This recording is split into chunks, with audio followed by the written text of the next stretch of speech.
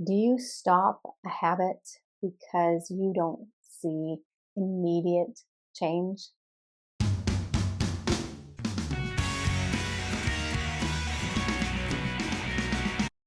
My name is Deborah Pettit, and I am the author of The Heroes of the Taduma Forest. And today I wanted to talk about atomic habits. Habits seemingly make no difference until you unlock or cross a threshold. I just finished reading Atomic Habits. So I'm going to go through some of the things that he said that were really, they kind of struck me as either very interesting or stuff that I didn't really agree with. So, yeah, let's do it. So he talked about not doing, he said, forget your goals, focus on systems. And it was because he said, over time, small wins were better than big goals. Habits seemingly make no difference until you unlock or cross a threshold. And I remember in when I was learning sign language, it was just, you're trying to understand deaf people, you're really focused, and you're just like, it's called word salad. When you just understand one sign and then another sign and then another sign. You're not getting it as a language. And it just was always piecing these signs together and making it so that I'm like, okay, I kind of understand what the person is saying, but it was never smooth. It was never like, oh, I'm getting it as a full picture. It was always just words. And of course, I'm seeing a sign and trying to translate it in my mind into English, and it was never good. And then one day, I remember watching a video, and I'm watching, and then all of a sudden, it really was like my brain clicked. And all of a sudden, I go, oh my gosh, I can understand everything he's signing. I'm getting it as a picture. It's like I just got the language. And they say that's how language works, whether it's Spanish or English. When you're learning the language, it's at first word salad. It's just like there's a few things that you can pick up, and then all of a sudden, it might take years. For me, it took years, but all of a sudden, it was night and day. I totally understand it. I mean, not every single thing, but I understood the majority of what they were signing, and that was pretty neat. Small changes, he said, don't produce immediate results, so you drop them. Every winners and losers, he says, winners and losers want the same goals, and achieving a goal is only a momentary change. If you don't have a system in place, then you're back to where you started. And I like this example he gave. You have a messy room. You say, I'm going to clean my room. And you clean your room. It might even take a week to clean the room. Once you've made that room clean, you've got your goal. It's like, yeah, I did it. But if you're a messy person, what he say? He called it, if you've got a pack rat mentality, then in a week or 2 weeks, you'll be back at the start. You'll be back to having a messy room. So, goals are at odds with long-term progress, is what he said. So if you have the goal of having the clean room, but then you don't have the system of, you know what, if I get something out, I need to put it away when I'm done. you don't have that, then you're back to having a messy room. A big part of what he talked about was um, changing your identity to match your goals, I guess. Um, so decide the type of person you want to be and prove it to yourself through small wins. So he used the example about smoking. So somebody who says, "Oh, I'm trying to quit smoking," might not be able to quit smoking as much as a person who says, "I don't smoke." For writers, a lot of people I hear, they say, "Oh, I'm not really a writer." I ask them, like, "Well, how often do you write?" "Well, yeah, I write most days." Well, then you're a writer. You are, that is your identity, right? It's part of your identity. It might not be your whole identity, but part of your identity is a writer if you write. So, um, yeah, let's see.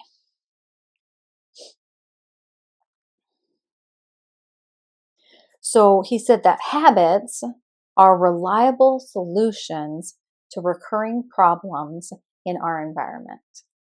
Reliable solutions to recurring problems. So he talked about habits being like a habit is something that we do because our brains are wired to be able to do things without even really thinking about it. But if we've done it over and over and over and over again, he said, if you're having to make conscious decisions about easy tasks, like when to work out or when to pay the bills, then you won't have time for freedom.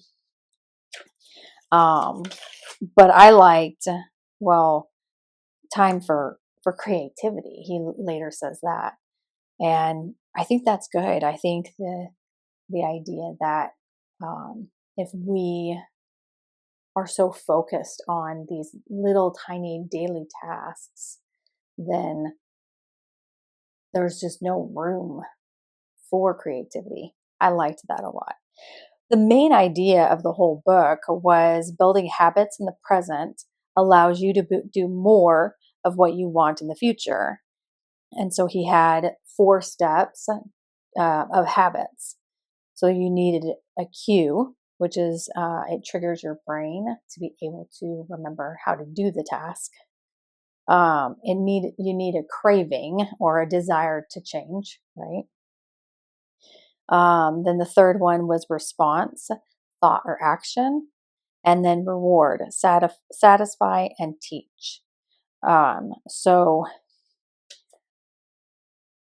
for example, if you get a phone call, so your cue for your phone call, um, your brain hears your phone ring, and your brain goes, "Oh, phone."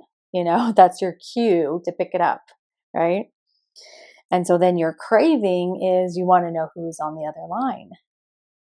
Your response is to grab the phone, and your reward is to see who's on the other line and what they have to say. Then he talked about listing your habits, all the habits that you have throughout the day, list them, and then see if they're good, bad, or neutral.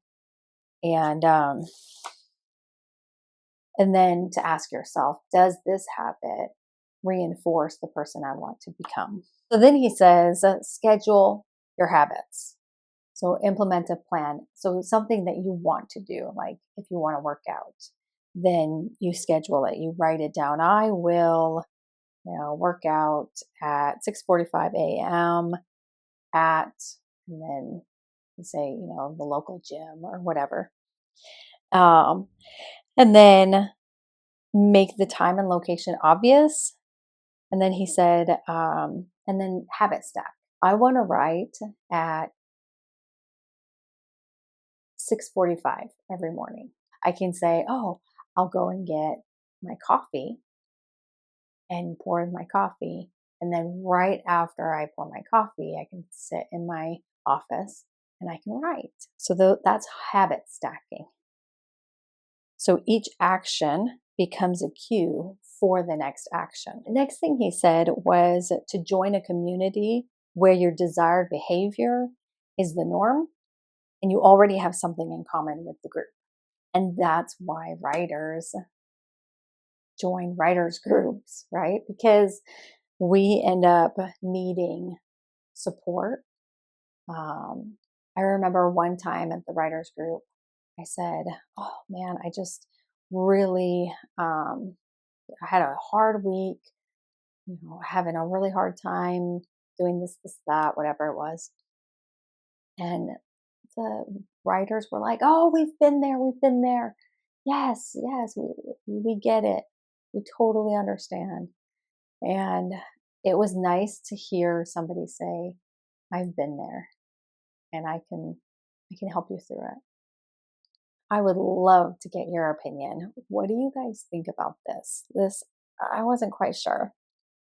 So he said the less friction that we face in life, the easier it is for your stronger self to emerge. So he was saying that, like if you're trying to do something, um, and you've got a lot of friction, you've got a lot of obstacles in your way.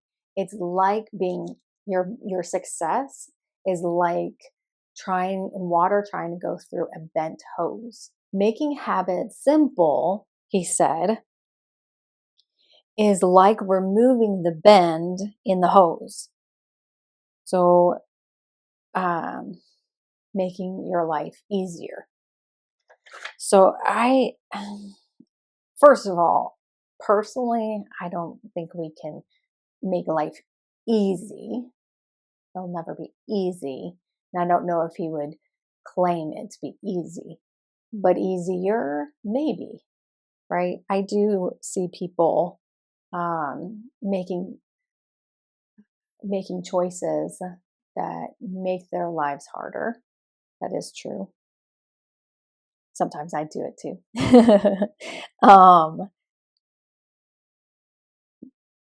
But at the same time,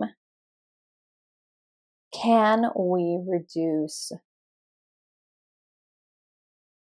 enough friction in our life that it's easier to get through whatever hardships we have? He says, create a world where it's easier to do what is right. Redesign your life so the actions that matter most are the easiest to do.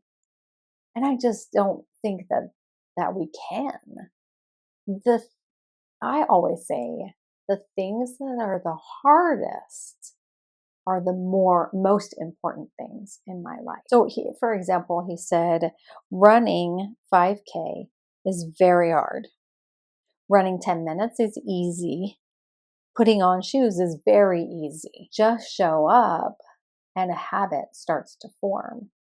And I'm like, okay, I exercise. I exercise because I know that I need to. I don't usually like it. I usually have a very hard time even getting those shoes on, quite frankly. Getting up out of bed and getting those shoes on. But I have to do it, and I know I have to do it. And so I get up every morning and I put my shoes on and I exercise. Even when I get on an elliptical, I get on it, I'm still wanting to get off. And I do it every single day, almost every single day. I get on that elliptical and I still, 30 seconds in, want to get off. 5 minutes on, want to get off. And I just keep pushing myself and pushing myself. And it every single step, even when I've been doing it for so long, I want to quit. And so it is, some things are just always going to be hard. And Yes, it gets easier,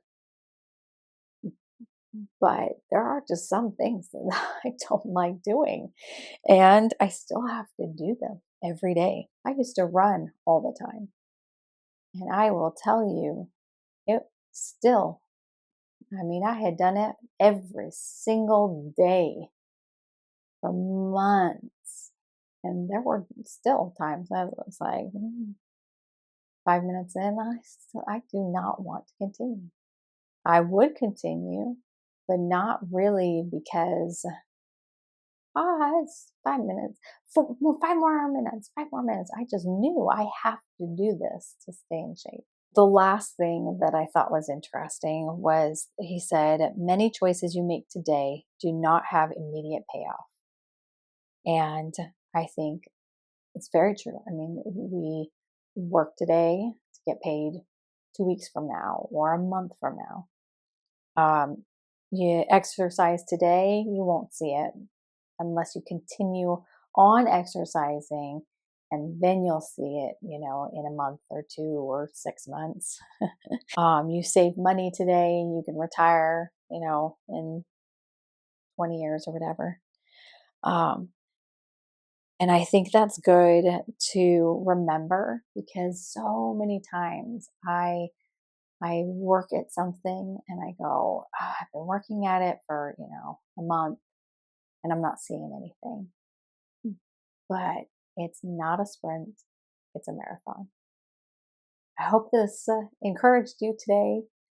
I would love to hear your opinions. First of all, did you ever read Atomic Habits? If you liked it, tell me in the comment section. And if you didn't like it, tell me in the comment section too. There will be an interview coming up very soon.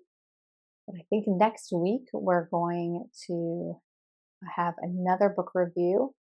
So check it out next Monday. Bye.